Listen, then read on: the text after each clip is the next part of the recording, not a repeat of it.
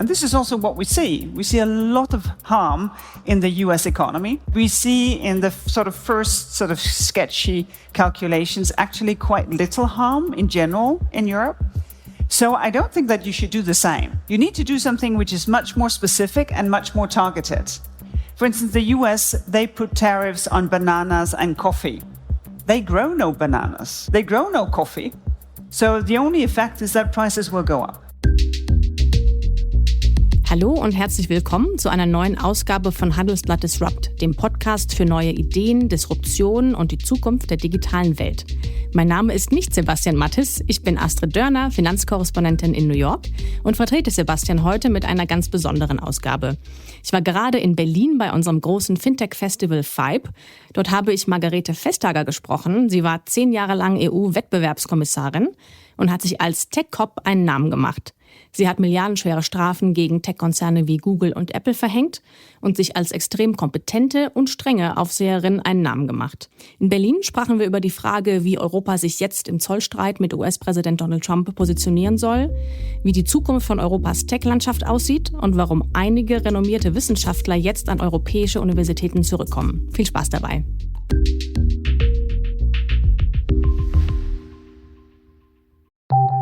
Nach einer kurzen Unterbrechung geht es gleich weiter. Bleiben Sie dran. KI ist Ihr Thema? Dann ist das Ihr Netzwerk. Der Handelsblatt KI-Circle. Hier verknüpfen wir KI-Experten und Entscheider und diskutieren auf Augenhöhe. Lernen Sie von den Besten und stellen Sie mit uns die Weichen für eine erfolgreiche Zukunft mit KI. Praxisnah, verständlich, innovativ. Erweitern Sie Ihr Wissen und Ihr Netzwerk und werden Sie Teil unserer Community. Mehr Informationen unter handelsblatt.com/KI-Circle.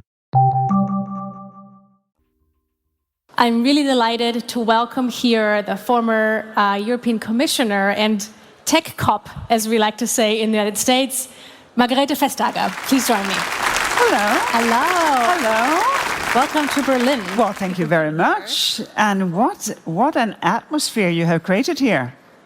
Thank you. It's been a real good energy, good vibe today, so thank you guys for that. And with the global situation, this is how you want to feel Europe. Yes. That there is this sense of, innovation, clever people who want to fund businesses that actually can scale. And I cannot help but notice your German sneakers. So I thought that was appropriate, right? no? Yes, thank you. So, we discussed that we're going to talk about crisis because we cannot not talk about it, but we also want to talk about opportunity today. So we'll do both, but we have to start with the trade war. It's on, and it's interesting because one big aspect is that the administration feels that the big fines you essentially put on US tech companies are not okay and is therefore also deciding to put tariffs on European goods. What do you think about that? Well, I think it's not a valid argument if you look at a fruit bowl and you have kiwi and avocado and banana and oranges and what do I know, and you say it's all apples. And I think that is a bit the argument that we're hearing, that the fact that we don't want beef with hormones, that we don't want whatever chickens, those are, trade barriers. That businesses will have to pay their taxes in Europe, where they make their money, is also trade barriers. Mm-hmm. And that if you break the law and you get a fine, that is also a trade barrier. That, I think, is wrong. It's not a valid argument. And the interesting thing is that if you actually look at the different tariffs that we have, we play up pretty even, around 1.5%. So this is a trade war where there has been no aggression from Europe whatsoever. It is an aggression imposed on us. And this, of course, makes it very difficult to react upon it. Because how can you correct if you have done nothing wrong? Well, but so Europe has reacted. Even today, we put more tariffs in place against US goods. Is that the right approach, or what do you think Europe should do? So, of course, when you say to someone, what you have done will harm yourself, a lot. And this is also what we see. We see a lot of harm in the US economy. Yes. We see in the sort of first sort of sketchy calculations actually quite little harm in general in Europe. So I don't think that you should do the same. Because if you say to something you shouldn't do what you do, then why would you do the same? You need to do something which is much more specific and much more targeted. For instance, the US, they put tariffs on bananas and coffee. They grow no bananas. Right. They grow no coffee. So the only effect is that prices will go up. If you want to do something, well, then you need to find out where does it actually hurt in the US economy, where we also have substitutes in Europe. Right. So I really appreciate that much more thoughtful, considerate, well-prepared approach that I see from the new European Commission. There has been discussions about putting tariffs on US tech services to have like the pain point, right? Because that's where what we use heavily. Is that a good idea, though? There's a trade deficit when you look at products, but there's a huge trade surplus when you look at services. Yeah. So we buy a lot of services from the Americans, they buy a lot of products from us. I think it's a good idea to say, well, listen, actually, we can make life quite difficult for digital services. It's not a given that we would want to do that, but maybe we would like to do that. And I think it's also really important to say, what we have been doing in Europe over the last years is to make sure that the digital market is open and contestable. There's a gazillion people here with great ideas. They should have market access. If you do not have market access, you cannot build your business and you cannot scale your business. That, I think, is a very modest ask from the European side towards big tech. And do you think big tech would eat the tariffs themselves? Or would we then harm us too if we put... Well, I think that is way, way, way too early to discuss any of that, because it's only a hypothesis of what you would do or not do. So I think one should sort of play it out. But I think the most important thing in a situation where everything is really chaotic and you have a very, very high level of things being unpredictable is to make sure that you keep your long-term perspective. Because the long term consists of lots of small term decisions. And if you have no perspective for the long term, well, your small term decisions, they will go left, right, and center. And this is why I think that, you know, an event like this is so timely, because it shows that the small term decisions that we need to take today is to enable European tech in order for the long term perspective to grow a real tech stack in Europe. All right.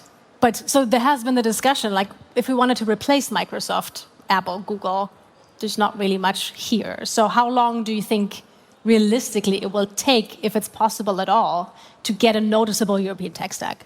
But you know, my dream is not a dream without US companies. My dream is a world of interoperability. Where you can have different services and you can choose what you prefer and you can build your suite of services because they interoperate in a seamless manner. Because what I see is that a lot of innovation is being not really promoted because of lack of integration, because lack of data portability, because things are very difficult for your customers. Because the problem is not that they are successful. The problem is how they behave in this market where they are successful, making it very difficult for others to make it. Right. It's part of the idea. Once you're in the Apple ecosystem, let's say, you kind of are stuck there, so they make it hard for you to leave. And that is why a simple thing like saying it should be possible to deinstall the Apple products that your iPhone comes with, it's a small idea, but it's just an idea that makes it much easier for others to have those prominent places on your phone where the most used widgets actually sit. How realistic is an opening and interoperability right now, given that we're doing the opposite? Well, it's realistic in that respect that we have the necessary regulation in place. The new colleagues of the European Commission, they have opened cases in order to make it happen. This is not easy because the point is, of course, that you get closer to the business model. When you ask for data portability to be a real thing, when you ask for a second app store, when you ask for interoperability for different sort of messaging services, of course you get closer to the business model. So of course this is not easy, but as I left it, we have the regulation and we have the people who knows what they are doing to enforce it. It's interesting now because I feel like should there be more fines on big tech companies that would now fuel another sort of trade escalation, though, wouldn't But no, it? I don't think there should be more fines. I think there should be a change of behavior in big tech. Because the point is not to have somebody pay a fine. The point is to have them change behavior so that many more businesses get a fair chance of getting to that market. You know, the point of giving a speeding ticket is not to give you a speeding ticket, is it to prevent you from speeding? Fair, yeah. And do you think that will happen? Well, that is the point of the legislation. I think it would be completely not legitimate to say, we will make legislation in order to cash in from you. That is not how you do rule of law. It's to say, well, this is how you behave in our market. This is our expectations of you. If you do not behave, well, there will be cases, there will be short deadlines, and there will be fines. Because, you know, stick and carrot. Well-behaved, wonderful market. Bad behavior, there might be a fine. Okay. And then there's been a lot of discussion about tech regulation, and is Europe over-regulated, especially now that we have a United States that's potentially deregulating also in tech. So do you think that will cause Europe to also have looser tech regulations?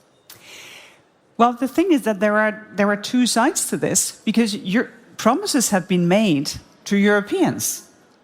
Europeans have been promised that social media services would be safe to use. Right. That they would not anymore have dark patterns or give you an addiction or maybe harm your mental health. That was a promise. A promise was given that the European market should be open for these many businesses who come with great ideas. So these were promises made, legislation was put in place, enforcement setup was there. So I think it would be very sort of single-minded to focus on the Trump administration and say, no, wishy-washy promises to the Europeans. Because this is, in a democracy, when you promise something, you really, really, really need to do your best to deliver. But chances are promises will be broken or not followed up with, or how do you see the lay of the land? Well, you know, I actually thought that I was working quite hard. Oh, turned out that when Ursula von der Leyen made her sort of political guidelines for these next 5 years, she said, we should enforce much harder. Okay. Now, that's my lady. Okay, yeah.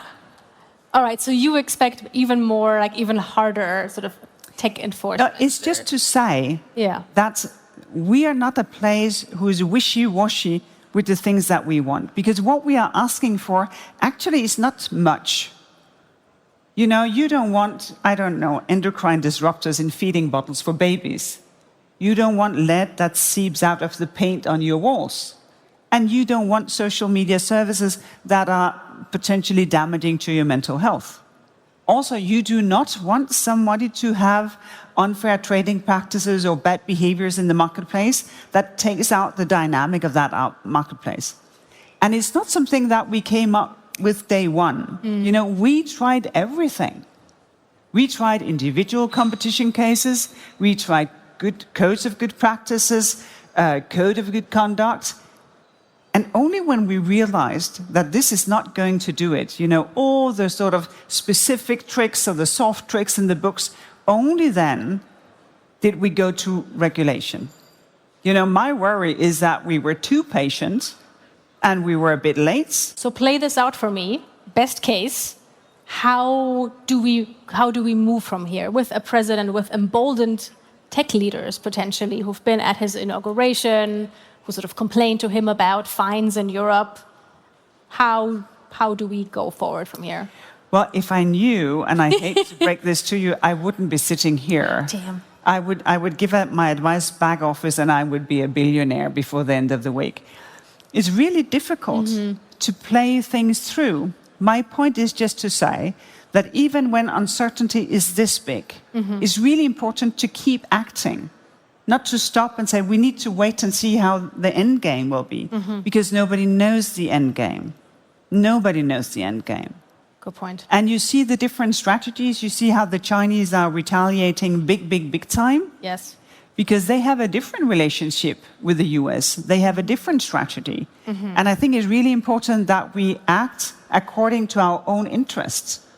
And the last point would be to say that President Trump has not targeted one country or another country or a third country. He has targeted everybody. And if everybody is targeted, everybody moves together. Okay. So we could have other tech champions, maybe European and Japanese tech champions. Or you can work with the Indians. The Indians have a very, very impressive GovTech stack. Yeah. What they have done over the last 10 years, impeccable. It's really, really impressive. And I think it's really important to remember there is a South American continent, there is an African continent, there is India, there's Southeast Asia. There's the rest of the world. And, we have been warming up partnership with those other parts of the world for the last 5 years. The first thing that the new commission did was to go to India, all of them. Not just a few, but most of the commission. And I think that is the important point. To say, listen, if the Americans don't want to trade, we want to do it. Good point.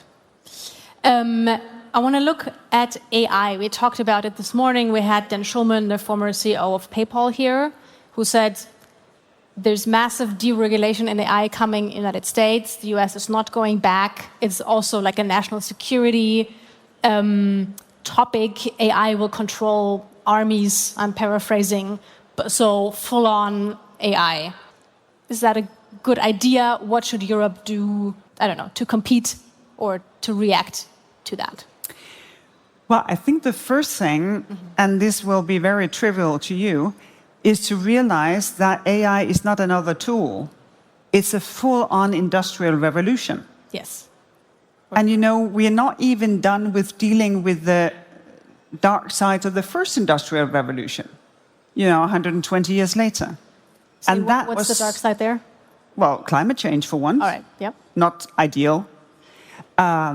So now we have a new industrial revolution, which is on steroids compared to the first one when it comes to the speed of it. And that is why it's very important for Europe, of course, to innovate and to invest, but also to make sure that we trust the technology that comes from it. Yes. Because Europe is a place where you adopt, actually, in a number of countries, quite fast to new technologies, if you trust that they will actually work for you. And the point of European AI law is not to interfere with research or innovation or normal business use cases. It is to say that when something actually quite existential is at stake for you, when you're asking for an insurance or a mortgage or a job or being accepted to university, the AI system should see who you are and not your skin color or your postal code or whatever that may be irrelevant. And I think that will lend us to maintain societies as we would like them to be, and not just being, so to speak, meat for the machine. There has been, of course, criticism, as always, to say the European Union is, again, over-regulating, sort of hampering or dampening innovation because we have too many rules and then innovation is not going to happen here. Is that wrong? Well, it's wrong in that a lot of innovation is happening in Europe. A lot of innovation is happening in Europe. Look at this place. Look at Paris. Look at, what happens around the Copenhagen greater area. You have fintech, you have biotech, you have, Europe is a very innovative continent. Our problem is a lack of capital to invest in those businesses and to scale those businesses. It's not a lack of talent. And I think that is the most important thing. Now when everything is like this, it's now we need to say to our national leaders, make that European capital market happen. Because the framework is there, the need is there, the money is there.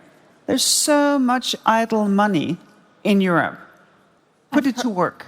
I've heard this for so long, that we should make it happen, the European capital market. When? Why is it not here my yet? point is to say, if not now, Yeah. then never. Ooh. Because, the needs are so big. So one of the things that big, it takes a bit of time to have the full thing. Then let's go fund by fund. Create funds with public and private capital. So maybe the public side could be sort of a bit of the risk buffer for more private capital coming on board, for more risk-willing investment. Because as said, there is a need, there is talent, and there is funding out there. Okay. I want to open it up to the audience. I have way more questions for you, but just wanted to raise your hand if you have a question. All right. Hello, my name is Andrei. First of all, it was a great speech, and I totally agree that Europe is the marvelous place for innovations. But my question is regarding the regulations for the area that is not maybe not enough regulated, but not enough explained. It's as you said, the funds are really necessary to to aggregate capital and to invest it somewhere. Here I'm representing the platform semiliquids.com, and we are trying to tokenize semi-liquid funds. Not particular share classes, but the whole fund.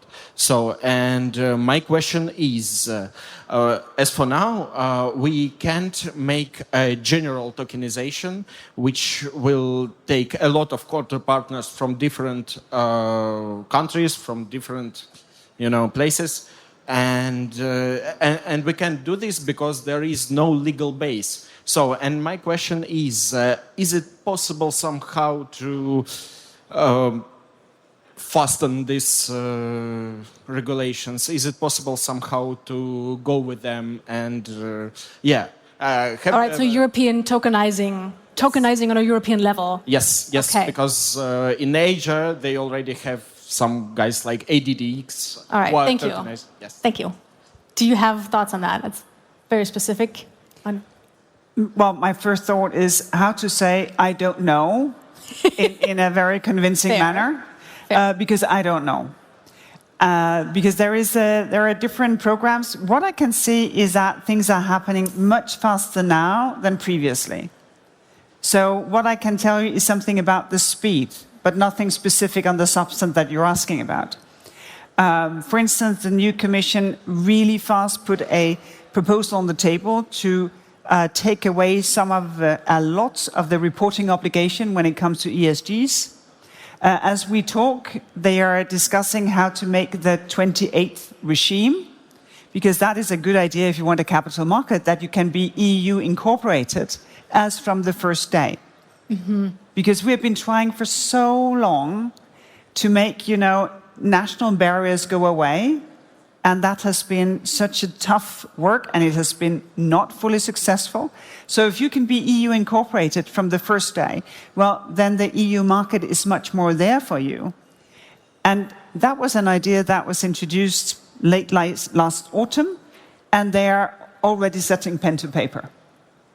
Interesting. One idea we also talked about, or one sort of discussion we touched on this morning, is the separation, that we could have US startups with US money and European startups that only get European venture funds, to say for defense, for certain areas in fintech maybe, where we just don't want to have the international US-American entanglement anymore, because we just might not trust each other anymore, or we just might prefer to be separate. Is that something you've been hearing? No, and I would also be a bit reluctant to endorse that idea, because I think it's a really good thing that you can invest where you find an interesting investment opportunity. And the thing is, with modern defense systems, part of it, of course, is kind of old school, armored vehicles, rockets, whatever. A lot of it is dual use. Yeah. So it's a lot of things where you'd say, well, what is this? Is this military only or civilian? Or no, it's both. And I think it would be amiss to say, well, we can only accept money from a certain postal code. What I would wish is that it becomes much more attractive for European funds to invest in Europe. Because the paradox is that we have European funds investing in European businesses in the US. And that is simply crazy. There's better valuation, so no. Yeah, but still. I mean, okay. All right, interesting. And if you look at European tech in general, is there like one area that you say there's real opportunity, an area that will take off or is taking off already? Well, one of the things that I myself have been working with is biotech, so biosolution. That is very interesting. Denmark, Belgium, France, number of other countries, really high level, really forward-leaning. So that is really interesting. I think fintech is part of unfortunately, a hidden jewel. A lot of things are happening, but I don't think that people pay enough attention to what is actually happening. Okay. So I think that has a lot of potential as well. And, yeah, go ahead. I would not, because I think some do, they underestimate the European potential for artificial intelligence. Because I think that a combination of what we do well already and artificial intelligence can give amazing results. You know, Europe has an industrial culture. The most amazing machinery is produced in Europe. When you embed AI in those machinery, using the data that is being generated, you get a completely new machine. And the world is still a physical place. I know when you work with fintech, not much physical in that, but you deal with the physical side of our world as well. So I think it's really important to see how things come together, also because of robotics and automatization, which is completely integrated with the AI industrial revolution that we are in front of. We also see, though, OpenAI, massive funding rounds. So the American players, yet again, get so big. Can Europe compete with that, or does it matter that we have this huge valuation gap? Well, I found it very interesting because the Americans have been doing a lot to prevent the Chinese to do cutting-edge semiconductors. Yes. And yet you saw the DeepSeek arrival. You saw the Manus arrival, where you get an agent built on AI. And you can agree or disagree with whether or not you can find safe ways of using AI developed in China, but it shows that it's so not over. If you put your mind into it, well, then it's not only a question of funding, it's also a question of ingenuity. Nach einer kurzen Unterbrechung geht es gleich weiter. Bleiben Sie dran. Du willst die Arbeitswelt von morgen gestalten? Du willst dich mit Fach- und Führungskräften über Trends in Leadership, Organisationsmanagement und New Work austauschen? Dann komm zur Work in Progress am 10. und 11. Juli in Düsseldorf von Handelsblatt, Wirtschaftswoche und Stepstone. Triff Expertinnen und Experten wie Professor Gary Hamel, Ivana Tadic und Birgit Bohle. Erlebe Keynotes, Panels und persönliches Networking. Mit dem Code PODCAST sparst du 10%. Melde dich an unter work-progress.de. So that's opportunity for Europe, that we might have ingenuity and then sort of leap over what US tech has, or... Well, I think sometimes we just need to push our ambitions and our risk willingness more than what we would otherwise do, because it is obvious that you cannot do the same funding rounds as Sam Altman. I don't think that will happen. Right. But then you can do something else. And how can it be that the Chinese can do it and we cannot? Do you have an answer for that? Well, the thing is that we should not do the same as the Chinese because we're different. Right. Because, you know, I think we would be very poor Chinese. I don't think we would be good at it because they have their thing. But I think there are some of the European strengths that we do not put to use. A sense of community, a sense of social responsibility, a sense of wanting to have purpose in what you do. Right. And instead of people scaring away and saying, no, well, purpose and business doesn't really combine, well, combine. Because there is a market out there for that combination as well. Interesting. Any more questions in the audience? There's one over there. There we go. You talked about the capital market union. Why didn't it happen during your term in that 5 years? There was some catalyst like COVID, for example, that could help. What are the real problems there from an insider perspective? So as I see the real problems is that every member state loves their specific capital markets. In Germany, you like the Sparkassen. In France, they love something else. Right. In Denmark, they like a third thing. Or they have a different exposure to certain sectors. You know, in Denmark, it is smaller banks and the agricultural sector. So in every country, you know, there is something, it's a super good idea, but me. And I think it's really important to see, well, not only long-term, but also mid-term benefits completely outweighs the short-term concerns that you have. And of course, there are some regulators who will be out of a job because you would have a more European approach. I think they'll live. We'd find new regulatory jobs to them. All right, so that's what needs to happen. We need to get over ourselves. Member states need to get over themselves because, of course, nothing is risk-free. Mm-hmm. Of course, there is a risk to be in a bigger market than in a smaller market. And to give up your own sovereignty and power, right? But as it is, you know, what is it that they say? In Europe, there are only countries who know they are small and countries who do not know that they are small. Nice. All right, there's one more question back there. Yes. Hello. My question is, like 70% of my cohort or 70% of my batch is from, international or global south, you call. So what I understand is, I've been discussing with these guys, I've found out that we have come from a lot of problems problems from back home. So what I understand is we have come here for a global exposure. We are trying to understand a European way of conducting business. And even if I say that when it comes to USA, seeing how USA is going to, I just want to understand how do you want to position yourselves, the EU, that will fill in the gap to help us, grow, solve the problems. Because the challenges that we are facing are evolving it rapidly and the solutions are very minimal. So I just want to understand, where do you position yourselves for this problem? That's a question that is difficult to answer shortly.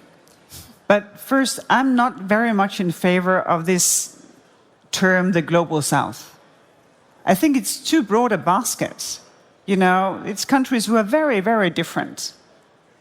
And I also think that it sort of creates a always potential conflict between Global South and the rest of the world, primarily sort of the Old West. And that is not constructive. And I think from where I had been sitting in Brussels, from a European point of view, there are so many important partnerships that has not matured and where there is a mutual benefit. So what we tried to do was to get away from a sort of a donor-recipient model of relationship to a real partnership. Because, you know, we also need to develop. And some of what we back in the days called developing countries has a lot to offer for Europeans to develop. And that is not only market access, and that is not only talent. That is also insights and technological gains and cutting-edge insights that we need to learn. And I think in a world like this, you can only position yourself well if you have dynamic partnerships all over the planet and not just trying to figure out where do you want to be between the US and China. Thank you. I'll get the moderator's privilege to ask the last question. So talk about the state of democracy. You've been like part of a big European democratic institution. Where are we? How do you see things shaping up right now? So democracy is never a given. You know, in all these years I worked in the European Commission, the basic of democracy, the rule of law, is something that we have followed not only in Poland and in Hungary, but in every European country. How we as citizens get our information is something that we have followed in every European country. So I don't want to point fingers at anybody, because we also need to make sure that our European democracy is vibrant and open and dynamic, and that we can discuss also with people that we disagree with. Right. One of the things that makes me really concerned of what happens in the US is the way that, or the risk that laws cannot be enforced anymore. You know, every government can only change so many laws, because you have to draft them, you have to have impact assessment and hearings and consultation, and then you go to Parliament, and then eventually laws are being passed. And while you do that for the new and for the future, the administration, they enforce the body of law that you have already. The thing is that if you take away that administration, well, the body of law could just as well not exist. Most of us, we would still, you know, drive by the speed limits. But some will drive recklessly if there is no police force anymore to check if you abide by the rules or not. I talked to an investor who said, well, the body of law, they don't have the National Guard or the military. That's the part of the executive, right? So even if the judges say no, what are they going to do? So like the fact that we talk about this, right, is remarkable. And that I find remarkable, and I find that disturbing. It's completely fair to say, I want to have a smaller public sector. That's completely fair. Sure. But then you have ways to do it while you still respect the laws that has been democratically passed and that are supposed to be enforced until changed democratically again. And I think that magic combination of rule of law, citizens who can vote, access to information, freedom of speech, that is something that we look at it and it's threatened, but we should remember to fight for it also in Europe. Is that an opportunity to bring professors to Europe, to bring more talent to Europe, maybe? Well, I think that is a given. I'm at the board of the Danish Technical University, and you know, we can see that people are saying, maybe I should come home. And we also see Americans who say, maybe just for a couple of years, should I do my research in Europe instead of in the US? And I think that's a very, very active agenda, because there is this massive attack on funding, research funding, a number of different areas where basically if first your funding has disappeared, you can go nowhere because there's no funding for those research areas. All right. So let's hope we'll make the best out of this. Thank you so much, Margrethe Vestager. Thank you very much. Thanks for coming. Appreciate it. Thank you. Und damit sind wir auch schon wieder am Ende von Handelsblatt Disrupt. Ich freue mich über Kommentare in der Handelsblatt Disrupt-Gruppe auf LinkedIn, aber Sie können mir natürlich auch direkt eine E-Mail schreiben. Details finden Sie in den Shownotes. Dank gilt an dieser Stelle auch für die Unterstützung von Jan Lutz und Migo Fecke. Und Disrupt gibt es wieder am nächsten Freitag. Ich wünsche Ihnen bis dahin sehr gute digitale und natürlich auch analoge Zeiten. Ihre Astrid Dörner.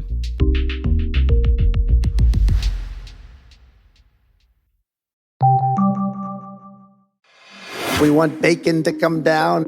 The tax bill, I think, is going to be very important. Bing, bing, bing, bing. Canada has been ripping us off for years. I love Tesla. If they charge us, we charge them. You're never coming in. Habt ihr noch den Überblick, was hier so alles passiert? Wir bringen Licht ins Dunkel mit Handelsblatt Trump Watch. Mit Nicole Bastian und Christian Lammert. Jeden Mittwochnachmittag. Überall, wo es Podcasts gibt.